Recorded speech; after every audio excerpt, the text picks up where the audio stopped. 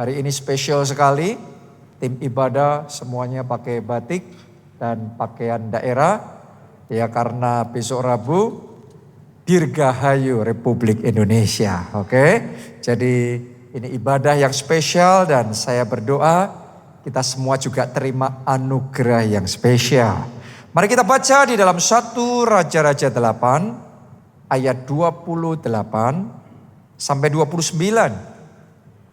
Ini adalah doa dari Raja Salomo ketika penahbisan bait Allah. Saya bacakan buat saudara. Maka berpalinglah kepada doa dan permohonan hambamu ini ya Tuhan Allahku. Dengarkanlah seruan dan doa yang hambamu panjatkan di hadapanmu pada hari ini. Kiranya matamu terbuka terhadap rumah ini. Semuanya katakan rumah ini. Oke, siang dan malam. Terhadap tempat yang kau katakan namaku akan tinggal di sana. Dengarkanlah doa yang hambamu panjatkan di tempat ini. Semuanya katakan tempat ini.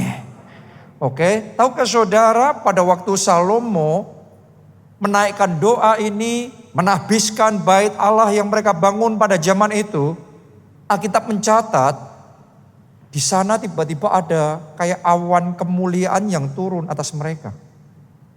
Dan itu membuat hadirat Allah terasa begitu real, begitu nyata.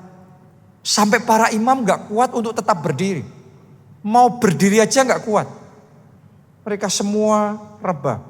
Mereka semua sujud. Mereka semua gak tahan untuk tetap berdiri seperti ini. Kenapa? Karena ada awan kemuliaan Tuhan yang kuat. Saya berdoa awan kemuliaan Tuhan yang sama dinyatakan di tengah-tengah kita. Amin. Kalau awan kemuliaan Tuhan turun di tengah-tengah kita, Anda gak hanya akan sekedar datang, ibadah, ikut nyanyi, ikut dengar khotbah, selesai pulang. No. Tapi kalau awan kemuliaan Tuhan itu turun, di dalam ibadah engkau akan mengalami Tuhan secara pribadi. Karena kehadirannya akan begitu real. Dia akan terasa begitu dekat. Dan sampai jamahannya ada dalam hidupmu dan hidupmu tidak akan sama lagi. Karena Anda akan mengalami Yesus secara pribadi dalam hidup saudara. Saya berdoa awan kemuliaan yang sama yang di zaman itu mereka alami. Kita alami kembali di zaman kita ya. Amin. Kita berdoa supaya Tuhan nyatakan. Nah ini adalah doa dari Raja Salomo. Dia berkata sama Tuhan, dengarkanlah seruan dan doa yang hambamu panjatkan. Kiranya matamu terbuka terhadap rumah ini siang dan malam. Tahukah saudara bahwa kita itu bisa berdoa di mana saja? Kita bisa berdoa di rumah sendiri, bisa enggak? Bisa. Bisa berdoa di mall, bisa enggak? Bisa. Bisa berdoa di stadion, bisa enggak? Di kuburan, bisa enggak? Bisa. Tapi kita harus menyadari ada sesuatu yang spesial tentang rumah Tuhan. Ketika kita berdoa di situ, Anda akan melihat ada perkenanan Tuhan yang spesial. Oke, ayo kita baca dulu Yakobus 5 ayat 16b. Doa orang yang benar bila dengan yakin didoakan sangat besar kuasanya. Anda percaya ayat ini? Jadi Anda doa sendiri, pribadi, di rumah. Kalau Anda doanya dengan yakin, Alkitab ngomong sangat besar kuasanya. Oke, ini doa pribadi. Anda sendiri boleh doa di rumah masing-masing, itu pun sudah sangat besar kuasanya. Tapi mari kita lihat ketika enggak sendiri. Ketika sekarang bersama dengan yang lain, apakah tetap sama atau beda? Mari kita baca. Matius 18 ayat yang ke-19. Ini yang ngomong Tuhan Yesus. Dan lagi aku berkata kepadamu, jika 2 orang daripadamu di dunia ini sepakat meminta apapun juga. Sekarang enggak sendiri. Sekarang 2 orang sepakat meminta apapun juga. permintaan mereka itu akan dikabulkan oleh Bapakku yang di surga. Anda bisa merasakan nggak beda bobotnya? Tadi sangat besar kuasanya, tapi sekarang sepakat meminta apapun juga dikabulkan. Oh, saya percaya ada orang-orang di ibadah ini pulang dari tempat ini, doamu sudah dikabulkan. Doamu sudah dikabulkan. Doamu sudah dikabulkan. Tapi itu perlu doa dalam kesatuan. Doa pribadi sangat besar kuasanya. Tapi kalau Anda bersatu dengan istri saudara, berdoanya bersatu sepakat dengan suami saudara, ada kuasa yang lebih besar.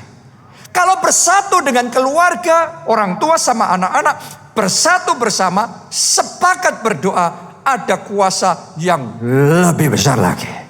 Dan kalau kita semua satu gereja, ketika kita datang beribadah, kita doanya sepakat bersama-sama, ada kesatuan di tempat ini. Saya mau ngomong sama saudara, tingkap langit akan terbuka dan hujan jawaban doa tercurah di tengah-tengah kita. Amin. Jadi di dalam kesatuan ada urapan korporat yang lebih besar. Benar, doa sendiri bisa. Sangat besar kuasanya. Tetapi bersama-sama ada kuasa yang lebih besar. Itu yang pertama. Yang kedua, kita baca Markus 11 ayat 17. Kenapa kok kita mesti berdoa di rumah Tuhan, di bait Allah? Yesus ngomong begini. Lalu ia mengajar mereka katanya, bukankah ada tertulis? Yesus ngomong apa? Rumahku akan disebut rumah doa bagi segala bangsa. Pada waktu itu Yesus sedang mengadakan pembersihan di bait Allah. Jadi ini bicaranya tentang bait Allah.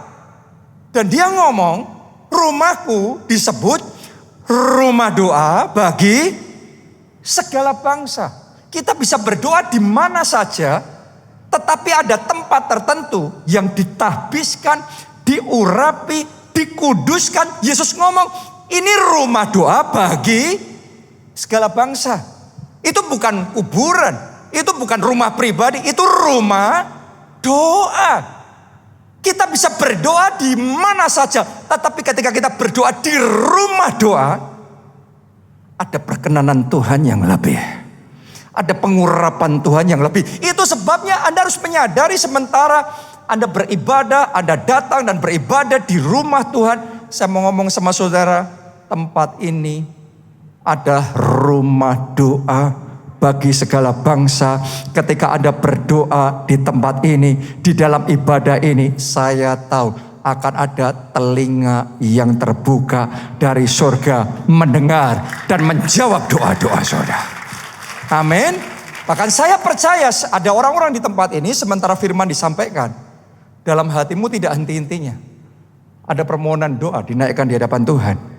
Dan tahukah saudara, Tuhan mendengar doa saudara. Karena kita ada di rumah doa bagi segala bangsa.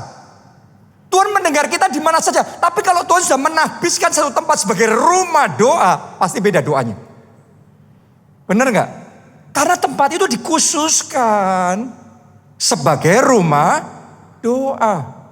Nah, mari kita lihat pada waktu Salomo menahbiskan bait Allah itu sebagai rumah Allah. Mari kita lihat kuasa apa yang Tuhan nyatakan di tengah-tengah mereka. Kita kembali 1 Raja-Raja 8.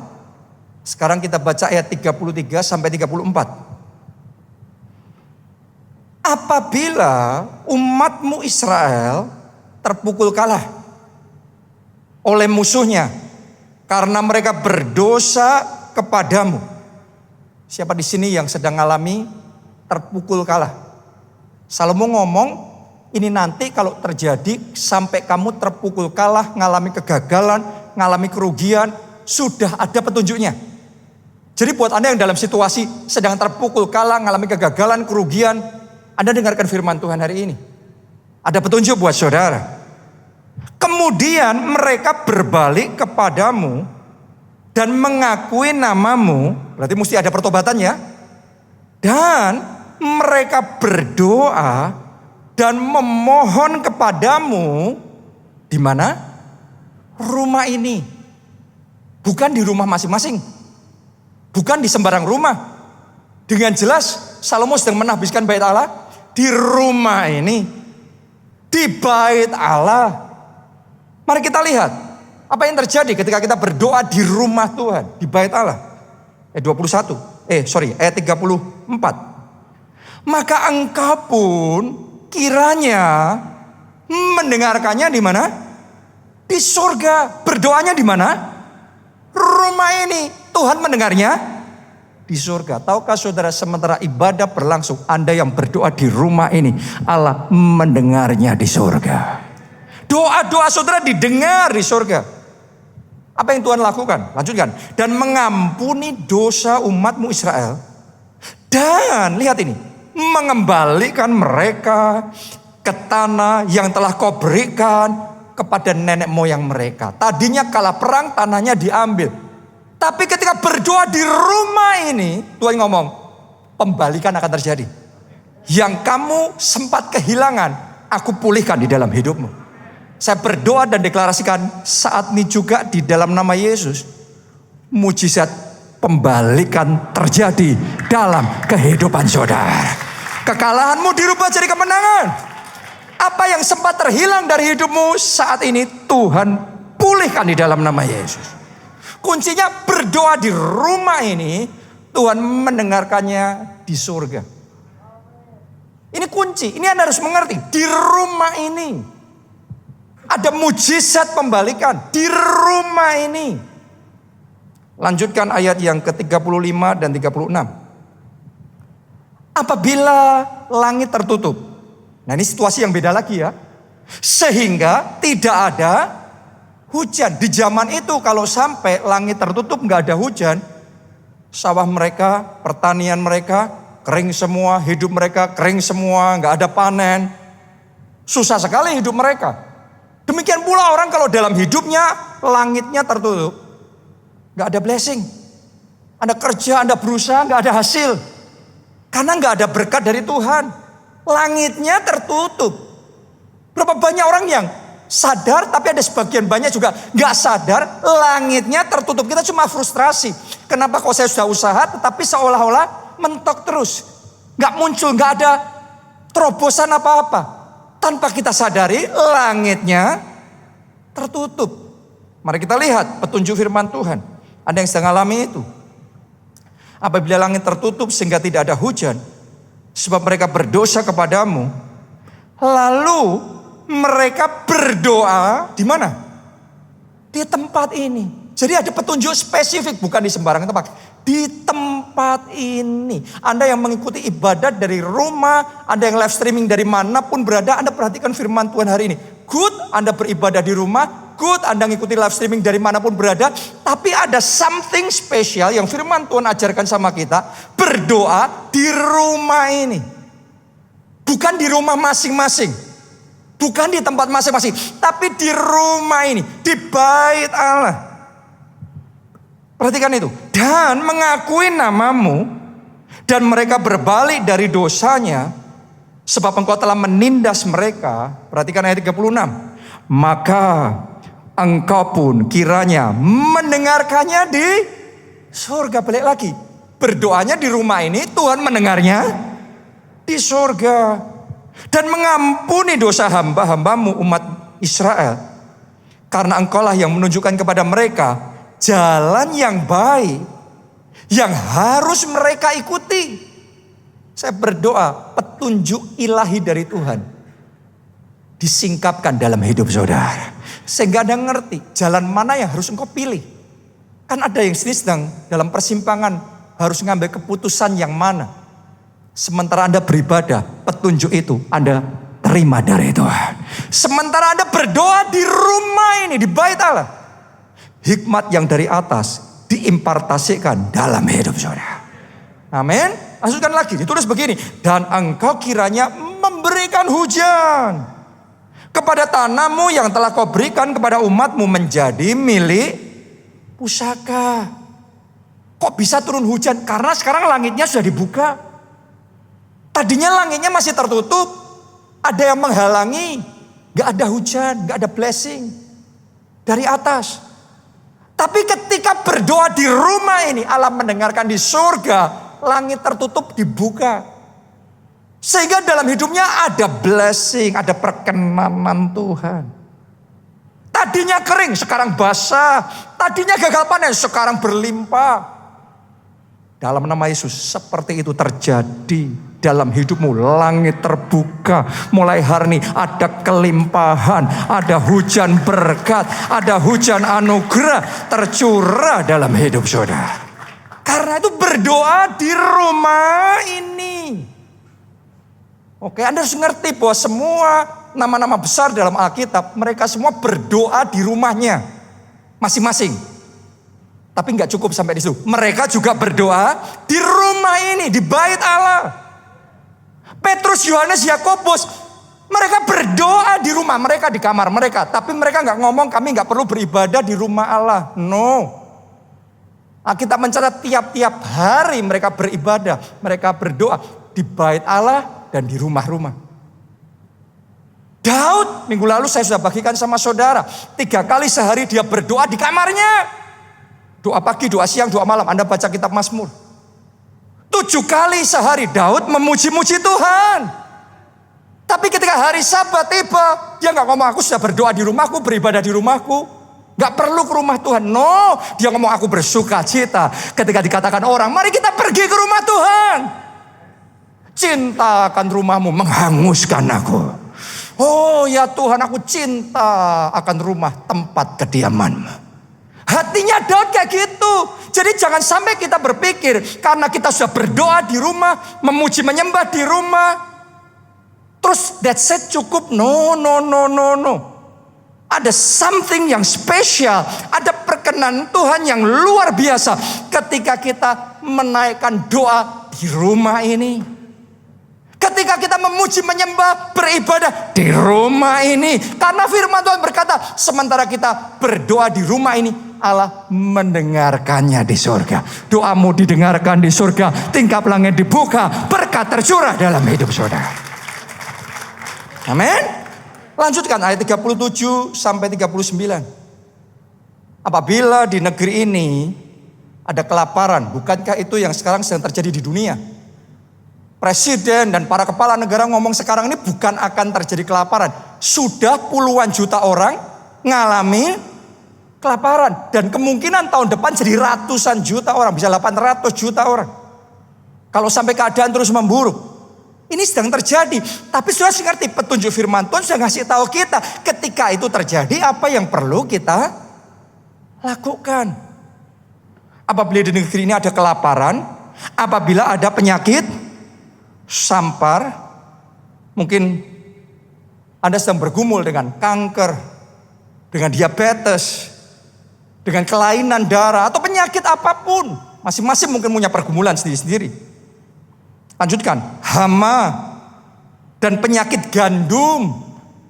Saya heran nih baca tentang penyakit gandum, disebut gandum karena sekarang gandum sedang heboh. Ya, dan kemudian jadi isu yang hangat, katanya mie mau harganya naik banyak dan macam-macam yang lain-lain. Ini khotbah sudah dibuat beberapa bulan yang lalu. Ternyata tepat pas situasinya seperti sekarang ini. Tapi Tuhan sudah ngasih kisi-kisi. Firman Tuhan sudah memberitahu kita apa yang harus kita lakukan ketika semuanya itu mulai terjadi. Lanjutkan. Ada belalang atau belalang pelahap. Belalang itu selalu memakan habis panen. Berapa banyak orang yang panennya, berkatnya, keuangannya dimakan habis sama belalang pelahap. Hasil saudara, gajinya mungkin tinggi, tapi selalu terjadi ini, terjadi itu. Kayak habis semuanya, at the end of the day you have nothing. Akhirnya sudah gak punya apa-apa karena dimakan sama belalang. Banyak orang yang hidupnya seolah-olah selalu ada belalang yang makanin habis terus. Nanti satu ketipu lagi, kena tawaran investasi abal-abal lagi, ngalami ini. Jadi hasilnya banyak tapi habis, gak ngumpul, habis. Lanjutin lagi. Apabila musuh menyesakan mereka di salah satu kota mereka, adakah di hatimu yang sedang merasa sesak karena terdesak, karena keadaan, situasi? Apabila ada tulah atau penyakit apapun. Ayat 38. Ini petunjuknya. Lalu seseorang atau segenap umatmu Israel ini, apa yang harus dilakukan? Memanjatkan doa. Mesti memanjatkan doa. Dan permohonan di mana? Di rumah ini. Balik lagi di rumah ini. Bukan rumah masing-masing. Rumah ini, di rumah masing-masing harus berdoa. Tapi harus kumpul bersama di rumah ini. Petunjuk firman Tuhan sudah jelas. Dengan menadahkan tangannya. Anda kalau datang sama Tuhan beribadah jangan cuma gini. Ada momennya saudara berdoa. Datang, rendahkan diri. Menadahkan tangan di hadapan Tuhan. Amin. Angkat tangan di hadapan Tuhan. Karena mereka masing-masing mengenal apa yang merisaukan hatinya. Masing-masing kita tuh tahu apa yang merisaukan hati kita. Ibu-ibu mungkin sedang risau tentang babynya, tentang bayinya, tentang anaknya. Mungkin bapak-bapak juga bingung, risau tentang gimana bayar uang sekolah anaknya. Masing-masing dari kita punya kerisauan sendiri. Ada sebagian yang risau urusan legalitas, urusan warisan, urusan persaingan di dalam bisnis. Anda yang sedang mengalami semuanya itu, Tuhan sudah ngasih petunjuk masing-masing yang punya kerisauan di dalam hati saudara. Ini yang harus kita lakukan. Ayat 39. Maka engkau pun kiranya mendengarkannya di surga, tempat kediamanmu yang tetap, dan engkau kiranya mengampuni. Anda terima pengampunan. Engkau kiranya bertindak, Tuhan turut campur di dalam perkara saudara. Membalaskan kepada setiap orang sesuai dengan segala kelakuannya, karena engkau mengenal hatinya. Sebab engkau sajalah yang mengenal hati semua anak manusia. Artinya ada pertolongan untuk setiap situasi yang merisaukan hati saudara. Anda yang sedang sesak hatinya dan risau banyak hal dalam hidup saudara, saya deklarasikan dalam ibadah ini, pertolongan Tuhan datang dalam hidup saudara. Tangan Tuhan terulur. Anda yang sudah merasa tidak berdaya, tangannya menarik dan menyelamatkan hidup saudara. Kita kasih tepuk tangannya yang paling meriah buat Tuhan kita. Haleluya. Ada mujizat pertolongan. Bahkan ketika kita mengalami krisis multidimensi, mengalami macam-macam, tadi kita sudah baca. Tapi apabila engkau memanjatkan doa di rumah ini, Allah mendengarkannya di surga. Jadi harusnya yang namanya hari Minggu beribadah itu pastikan prioritas di dalam hidup kita. Benar bisa beribadah di rumah, berdoa di rumah, tapi Anda akan melewatkan sesuatu yang sangat spesial, berkat yang sangat luar biasa yang Tuhan sediakan ketika kita beribadah di rumah ini, di baitnya yang kudus. Mulai hari ini saya berdoa tidak sedikit pun berkat yang Tuhan sudah sediakan terlewat. Semuanya 100% Anda terima dan itu terjadi di dalam hidup saudara. Amin. Lanjutkan lagi ayat 41 sampai 43. Juga apabila seorang asing, perhatikan. Ini ayat ini buat saya spesial sekali karena ini bicara tentang seorang asing yang tidak termasuk umatmu Israel. Artinya belum menyembah Allah Yehova, belum kenal Tuhan, masih jauh dari Tuhan. Bahasa kita sekarang ini jiwa yang terhilang. Tapi yang luar biasa, walaupun belum kenal Tuhan, belum di dalam Tuhan. Terus gini, datang dari negeri jauh oleh karena namamu, datang beribadah di rumah ini. Jadi belum kenal Tuhan tapi beribadat sama Yesus di rumah ini. Berdoa sama Yesus di rumah ini. Memuji menyembah kepada Tuhan di rumah ini. Wow, 42. Sebab orang akan mendengar tentang namamu yang besar, dan tentang tanganmu yang kuat dan lenganmu yang teracung. Dan ia datang berdoa di mana? Di rumah ini. Ayat 43. Maka ternyata sama saudaraku. Engkau pun kiranya mendengarkannya di surga. Sama blessingnya tersedia buat everybody. Karena kasihnya limitless. Kasih Tuhan kita, kasih Yesus Kristus tidak terbatas. Dia mengasihi saudara dan saya sebagai anak-anaknya.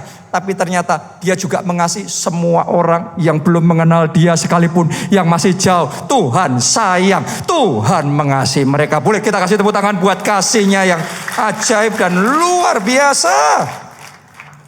Oke? Maka engkau pun kiranya mendengarkannya di surga. Tempat kediamanmu yang tetap. Dan engkau kiranya bertindak sesuai dengan segala yang diserukan kepadamu oleh orang asing itu. Jadi dia berseru apa? Tuhan bertindak. Supaya segala bangsa di bumi mengenal namamu. Sehingga mereka takut akan engkau. Sama seperti umatmu Israel. Sehingga mereka tahu bahwa namamu telah diserukan atas rumah yang telah kudirikan ini. Makanya di gereja kita sangat banyak jiwa baru yang datang langsung alami mujizat. Sangat banyak kesaksian dan cepat banget. Gampang sekali. Orang baru datang alami mujizat. Kenapa? Itu salah satu janji di rumah ini. Beribadah di rumah ini, di bait Allah. Di tempat yang ditabiskan untuk kita berseru nama Tuhan. Bukan di seberang rumah loh. Di sembarang rumah, di semua rumah, di tempat kita masing-masing kita berdoa. Tapi Anda harus mengerti, ketika kita berdoa di rumah ini, bahkan orang yang belum kenal Tuhan, datang ke rumah ini, berdoa kepada Tuhan. Allah mendengarnya di surga.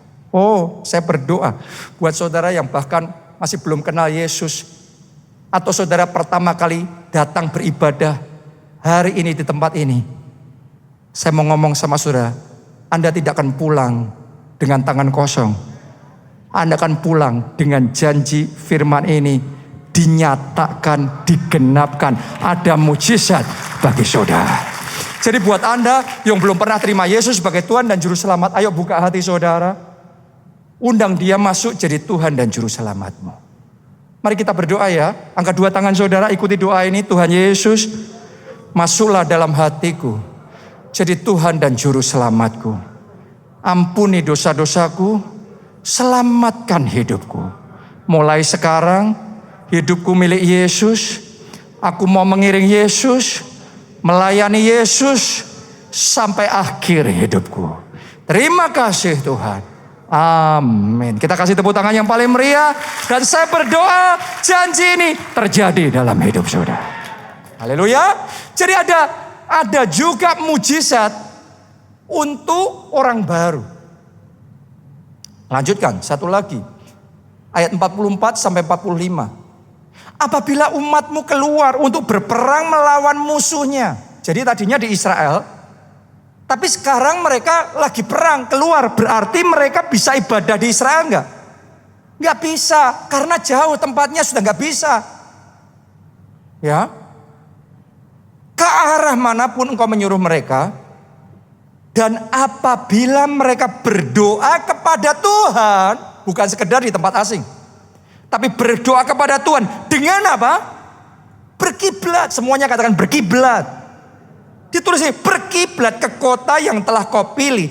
Dan ke rumah yang telah kudirikan bagi namamu. Jadi gak bisa hadir di rumah ini. Di tempat yang jauh. Karena keadaan yang terpaksa. Tapi mereka berdoanya berkiblat di rumah ini.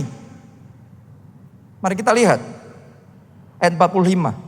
Maka engkau kiranya mendengarkan di surga doa dan permohonan mereka. Dan engkau kiranya memberikan keadilan kepada mereka. Artinya akan ada favor, akan ada kemurahan, akan ada jawaban yang dari Tuhan. Jadi buat saudara yang memprioritaskan beribadah di rumah Tuhan, tapi karena suatu halangan, mungkin Anda sedang sakit, mungkin Anda sedang dalam kondisi emergency dan memang benar-benar gak bisa. Pastikan beribadahnya berkiblat di rumah ini. Di tempat, di gereja yang Tuhan menanam saudara untuk berakar, bertumbuh, berbuah. Saya mau ngomong sama saudara. Apa yang saudara doakan, Alkitab berjanji, di surga Tuhan mendengarkan doa saudara. Di surga Tuhan menerima ibadah saudara. Jadi ngikuti live streaming kalau lagi emergency oke. Tapi berkiblat di gereja di mana Tuhan menanam kita di rumah ini. Maka ia mendengarkan dari surga. Jadi ini bicara tentang koneksi hati antara Tuhan dengan umatnya di rumah ini. Bukan di sembarang tempat, di rumah ini jelas. Buat orang-orang yang ngomong kamu cukup berdoa di rumahmu sendiri. Memuji menyembah di rumahmu sendiri. Belajar firman di rumahmu sendiri. Gak perlu di rumah Tuhan. Itu omongan yang benar tapi salah. Benar kenapa? Karena kita bisa beribadah di rumah sendiri. Doa memuji menyembah di rumah sendiri. Di kuburan juga bisa. Benar gak? Tapi kita harus ngerti. Ada something yang spesial ketika kita berdoa di rumah doa bagi segala bangsa. Ya, ketika kita berseru memanjatkan doa di bait Allah. Daud 3 kali sehari berdoa, 7 kali sehari memuji Tuhan. Tapi dia selalu beribadah di rumah Tuhan. Wow, Anda tidak akan kehilangan berkat saudara. Anda tidak akan kehilangan rencana Tuhan dalam hidup saudara. Karena itu belajar. Kuduskan hari Sabat. Beribadah di rumah Tuhan. Amin. Jadi bagaimana kita bisa meningkatkan koneksi hati kita sama Tuhan di rumah Tuhan? Pertama, kita harus ambil keputusan tertanam di rumah ini. Perlu tertanam. Tertanam itu terhubung, terkoneksi. Jangan kita jadi anak yang tidak terkoneksi di rumah ini.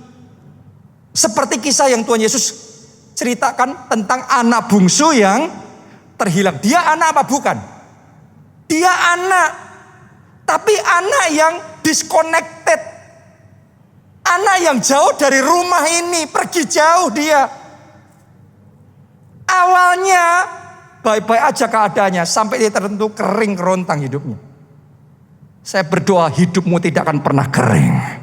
Anugerah dan kasih karunia akan selalu ada dalam hidup saudara. Karena itu pastikan Anda terkoneksi dengan rumah ini, dengan baitnya, dengan gerejanya. Gimana caranya terkoneksi dengan rumah ini, dengan gerejanya, baitnya? Nomor 1, terkoneksi dengan ibadah raya. Jadi terkoneksi dengan rumah ini, itu terkoneksi dengan ibadah di tempat ini hari Minggu. Pastikan jadi prioritas buat saudara. Boleh katakan amin saudaraku. Itu adalah bagaimana kita menguduskan hari Sabat, mengutamakan Tuhan, beribadah, berdoa, memuji, menyembah Tuhan, menerima firman Tuhan di rumah ini. Oh, haleluya. Saya berdoa bahkan Anda yang mengikuti secara online, ini ibadah masih jam 15.20, sore nanti masih ada ibadah. Saya berdoa saudara ambil keputusan sore nanti beribadah di rumah ini. Amin. Anda beribadah secara online Anda akan terima blessing. Tapi ketika Anda berdoa di rumah ini ada special blessing. Tuhan sediakan buat saudara. Haleluya. Yang kedua terkoneksi dalam kelompok sel. Bukan cuma ibadah minggu tapi kelompok sel. Karena kelompok sel itu adalah keluarga rohani kita yang akan menopang kehidupan rohani kita. Kalau kita sendirian sama kalau kita punya teman-teman komunitas rohani. Orang-orang yang cinta Tuhan. On fire for Jesus. Semangat kita di dalam Tuhan. Pertumbuhan iman kita gak akan sama. Pasti beda. Jadi pastikan Anda di dalam kelompok sel. Dan kelompok sel saudara. Mesti kelompok sel orang-orang yang cinta Tuhan. Orang-orang yang semangat di dalam Tuhan. Maka api saudara akan tambah besar. Amin. Kita sendiri apinya sekian. Tapi kalau api dikumpulin jadi satu. Apinya lebih besar. Saya berdoa api saudara lebih besar. Api Roh Kudus di tengah-tengah kita lebih besar. Boleh tepuk tangannya paling meriah buat Tuhan kita. Ikut kelompok sel. Ikut kelompok sel. Anda yang belum ikut kelompok sel, saya dorong ikut kelompok sel. Kelompok sel sekarang ini bisa secara onsite, bisa secara online juga, bisa hybrid juga di Jakarta ini, saudaraku, ya. Kita punya fleksibilitas yang tinggi. Dan itu adalah wadah yang kita perlukan untuk kita bisa bertumbuh. Apa yang harus kita lakukan untuk terkoneksi dengan rumah ini? Saudara, melayani Tuhan di rumah ini. Ada orang yang ngomong sama saya, melayani Tuhan kan bisa di mana saja. Betul, Anda harus melayani Tuhan di rumah saudara. Jadi berkat buat suami, jadi berkat buat istri, buat orang tua, buat anak-anak. Yang setuju boleh katakan amin. Jangan sampai tidak melayani Tuhan di rumah saudara. Tapi jangan ngomong melayani Tuhan di rumah saudara, menghentikan melayani Tuhan di masyarakat. Di masyarakat juga harus melayani Tuhan. Jadi berkat buat sesama. Yang setuju boleh katakan amin, saudaraku. Anda melayani Tuhan di masyarakat, jangan menghentikan saudara melayani Tuhan di rumah ini. Anda harus ngerti, ini prinsip ini jangan diizinkan dibolak-balik sama iblis. Ada porsinya masing-masing melayani Tuhan di luar, di rumah kita. Tapi juga ada momennya melayani Tuhan di rumah ini. Apalagi gereja kita sekarang bulan September nanti kita akan opening gedung gereja kita yang baru di PIK di Pantai Indah Kapuk.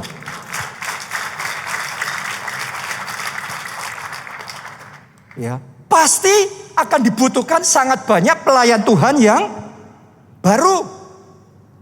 Di tempat ini karena kita cuma satu lantai, pelayan Tuhan yang dibutuhkan gak terlalu banyak.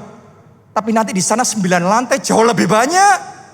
Artinya Ko Budi, koordinator ibadah SG Ibadah, jam ibadah ini, tim ibadahnya minimal mesti 2 kali lipat. Haleluya. Jadi buat saudara yang mau meresponi firman Tuhan hari ini, terkoneksi dengan melayani Tuhan di rumah ini, usai ibadah hubungi Ko Budi yang paling ganteng di situ duduk. Ko Budi yang tadi announcer, boleh lambaikan tangan gini Ko Budi ya. Nah, Anda usai ibadah datang ketemu Ko Budi, daftarkan diri saudara. Kemarin minggu ini saya baru dapat laporan di gedung kita di PIK, lantai lainnya masih terus dikerjakan, tapi yang paling mendekati main hall-nya. Main hall-nya paling mendekati. Minggu ini dapat laporan saya bahwa dalam minggu ini, kemarin foto-foto dan videonya saya terima, sedang dipasang sound systemnya, lightingnya, LED-nya. Ini sedang pemasangan semua dan itu keren sekali. Dan nanti di sana beda sama di sini, karena di sini kan sebenarnya gedung komersial, ya. Terus kita ada gereja di sini. Tapi kalau di sana kan memang tempat yang semua areanya dikhususkan untuk bait Allah, rumah Tuhan. Jadi saudara nantikan tanggal mainnya, kita akan merayakan ulang tahun gereja kita. Sekaligus kita akan opening gedung kita yang baru tanggal 20 sampai 21 September. Hari Selasa dan Rabu kita akan merayakan opening gereja kita yang baru di PIK. Wow. Jadi saya aja sudah melayani di tempat ini, di rumah ini. Jadi nanti tim ibadah ini Ko Budi mungkin kalau sudah waktunya tiba, nanti ada yang melayani Tuhan di sini, ada juga yang melayani Tuhan di gedung kita yang di PIK. Jadi kita bagi tugas. Ya, kita bagi tugas. Tapi yang pasti, kalau Tuhan menanam kita dan kita berdoa di rumah ini, Anda akan melihat Tuhan mendengar doa-doa yang Anda naikkan di rumah ini. Dia dengar di surga. Dan semua janji yang dari Tuhan ini tersedia buat saudara. Ini momen-momen yang penting sekali di mana kita sedang berjuang untuk tempat itu jadi, gedung yang baru jadi. Saya ajak saudara juga, ayo turut berkontribusi tanpa paksaan, tapi punya hati. Karena di mana hartamu berada, di situ hatimu berada. Benar? Tahu nggak saudara? Ketika kita berkontribusi, kita ambil bagian dalam pembangunan, dalam janji iman, bait Allah. Anda harus ngerti, itu bukan cuma gedungnya, Tapi di gedung itu nanti orang akan berdoa. Doanya didengar dan dijawab oleh Tuhan. Di gedung itu jiwa-jiwa terhilang akan dibawa datang. Kemudian mereka terima anugerah keselamatan. Upahmu besar di surga. Anda mau ambil bagian di dalam revival yang Tuhan mau kerjakan? Engkau ada bagian di sana. Kalau saya nggak akan lewatkan kesempatan untuk ambil bagian di situ. Terkoneksi dengan Tuhan di rumah ini, maka janji firman-Nya digenapkan dalam hidup kita.